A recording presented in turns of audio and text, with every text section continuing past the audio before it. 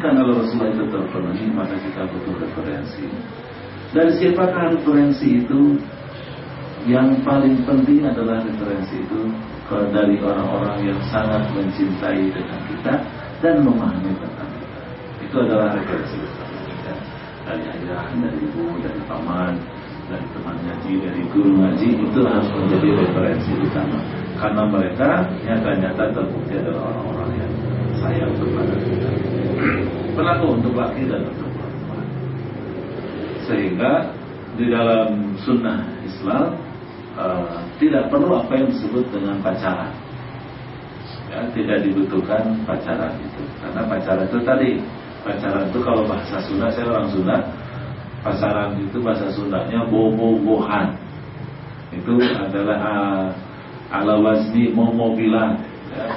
Jadi dia bobo-bohan itu, bobo itu cinta, mobil itu mobil. Kalau mau mobilan, mobil bodoh-bodohan, mobil bohong-bohongan, mainan, mobil mainan itu namanya mobilan. Kalau bobo-bohan dari kata bobo, bobo itu cinta. Jadi kalau bobo-bohan, cinta bodoh-bodohan, cinta main-mainan. Itu harus dipahami ya kepada anak remaja. Atau sudah remaji juga sama ya, remaja aki-aki misalnya. Termako kali ini remaja kolot. Itu juga harus dipahami bahwa yang namanya bobo-bohan itu adalah angan-angan saja. Dia tidak real ya. Dan sampai hari ini tidak ada undang-undang yang jelas, tidak ada peraturan yang jelas, tidak ada konsensus internasional, tidak ada konsensus, tidak ada konsensus, tidak ada konvensi, tidak ada kovenan internasional, tidak ada yang mengatur tentang pacaran ini. Si laki boleh punya 10, 15 cewek silakan, cewek punya 10, 15 cowok juga silakan. Nggak ada aturannya, nggak ada jelas kapan resminya. Apakah saat nembak, istilah sekarang nembak ya, saat nembak atau saat kapan mulai jadinya, putusnya kayak gimana juga tidak ada satupun pengadilan di dunia ini bisa memutuskan seorang yang berpacaran atau mempersatukan yang pacaran. Oleh karena itu ini adalah dunia hayalan. Jadi ikatannya ikatan dusta. Sementara karena dia merasa terikat dalam pacaran, maka si perempuan pingin si cowoknya itu tidak berpindah ke hati yang lain, kan gitu. Tidak berpindah ke cewek yang lain. Si cowok pun begitu. Jangan sampai si cewek yang diinginkannya direbutin sama cowok yang lain. Berani berantem, berkelahi segala macam. Padahal apa itu? Statusnya nggak jelas. Boleh jadi si dua laki berantem, si ceweknya maka nggak tahu apa-apa. Nggak nerima salah satunya, dia nerima cewek yang cowok yang lain. Boleh di dalam bab perpacaran itu semuanya boleh. Tapi ini berbahaya. Bagi hubungan laki dan perempuan, terutama remaja, ini sangat berbahaya karena tidak ada ikatan. Maka kalaupun ada ikatan, itu adalah sifatnya artifisial, sifatnya sangat semu, tidak nyata. Cowok biasanya, karena nanti kita akan bahas, ini kaitannya dengan sex education sebetulnya. Nanti kita akan bahas apa sih yang menjadi ketertarikan seorang laki-laki kepada perempuan, atau sebaliknya apa sih yang membuat tertariknya si perempuan terhadap laki-laki. Ternyata berbeda, berbeda.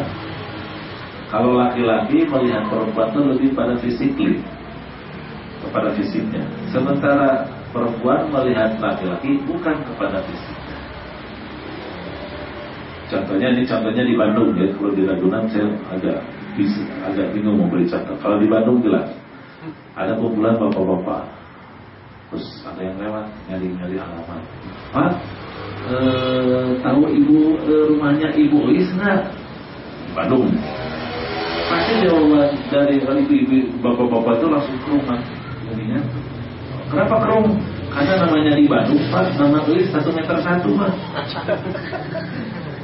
Banyak namanya Ois itu. Jadi pasti jawaban pertanyaan si bapak-bapak katanya, Ibu Ois yang mana ya? Kemudian disifati, dan sifatnya akan fisikly. Yang putih-putih itu, yang tinggi, yang gendut, yang langsing. Jadi ke fisik. Karena memang itulah laki-laki. Mensifati perempuan itu fisik. kecenderungan seksualitasnya, kecenderungan birahinya itu adalah seperti itu. Ya. Berbeda dengan kalau kita ketemu sama kumpulan ibu-ibu di Bandung lagi nih contohnya. Bu, tahu nggak rumahnya Pak Asep? Karena nama Asep di Bandung 1 meter 1 itu. Kalau di daerah orang itu per 1 meter 1 Asep itu. Banyak banget. Makasih ibu-ibu juga kerung. Asep mana ya? Kemudian disifati. Yang disifatinya itu otomatis tanpa di bawah sadar tidak akan fisiknya. Tidak. Yang orang Ciamis, yang kerjanya di Pegadaian, yang profesinya apa? Jadi tidak disebutkan fisiknya. Itu kan cara melihat perempuan kepada laki-laki. Dalam konteks pacaran ini berbahaya. Laki-laki itu karena tidak dipandang fisiknya oleh si cewek, maka ia kemudian melakukan sesuatu di luar penampilannya. Apa? Gombal. Aduh, makanya ada raja gombal. Nah, itu fenomena. Jangan, kalau kita lihat itu memang itu acara TV, tetapi itulah fenomena realitas sesungguhnya. Dan parahnya perempuan paling suka dirayu. Kalau yang sudah menikah, coba rayu saja istrinya. Pasti dia gombal lo, kan gitu. Tapi hatinya senang. Itu sudah fitrahnya. Jadi kemudian inilah yang akan dilakukan. Yang kedua, pamer kekayaan. Yang ketiga, pamer kekuatan, pengaruh. Kekayaan, aktif. Pengaruh, apa, kepintaran, apa segala macam. Orang jago basket, jago apa, biasanya kayak gitu. Itu biasa. Dan itulah yang dijual. Rumah dan tadi takdir segala macam.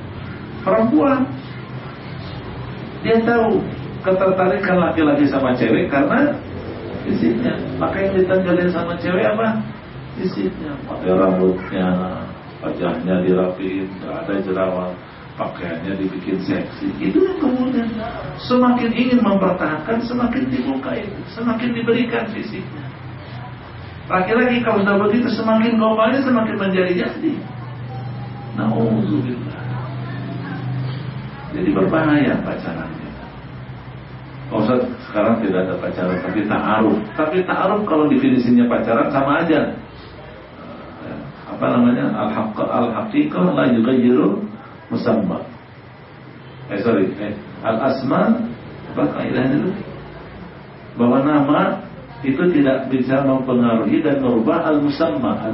Al-asma la yughayyirul musamma. Bahwa nama tidak bisa merubah yang dinamai. Mau dikasih nama bunga, dikasih nama riba, dikasih nama interest, faidah, riba, itu juga kira-kira begitu. Mau dinamai ta'aruf, dinamai PDKT, mau dinamai apa saja, itu pacaran ya pacaran begitu. Dan ini berbahaya. Oleh karena itu sekali lagi sunnahnya di dalam menentukan pasangan itu adalah bagaimana kemudian memberikan referensi. Jadi wajib kalau mau menentukan pilihan kita membutuhkan referensi. Ya, referensi itu rekomendasi pandangan orang, dan orang itu adalah orang yang bijak, orang yang mengerti, yang paham, yang sayang, yang yang dekat dengan kita. Itu bisa orang tua kita, kakak kita, paman kita, bibi kita, atau dia adalah guru ngaji kita, atau orang yang kita percaya kepadanya, sehingga memberikan penilaian terhadap orang-orang yang kita sayang. Jangan mutusin sendiri, bingung, terutama perempuan. Kalau laki-laki sih ada, insya Allah saya lebih sikap. Tapi kalau perempuan ini berbahaya, membuat mereka akhirnya overestimate begitu ya, kemudian memiliki ekspektasi yang terlalu tinggi terhadap calon pasangannya. Ada pertanyaan?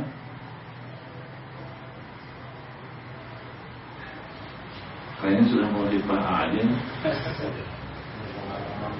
Kenapa Pak? Pengalaman. Ada pengalaman. Sudah berapa kali Pak menikah? Sekali. Baru sekali? Oh belum atuh. Artinya sama aja sama saya Pak. Ada pertanyaan?